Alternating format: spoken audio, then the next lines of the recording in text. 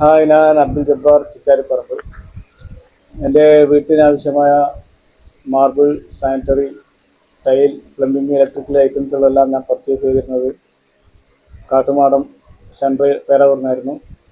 ഞാൻ കുറേ പർച്ചേസിങ്ങിന് വേണ്ടി കുറേ കണ്ണൂർ അവിടെയൊക്കെ പോയി.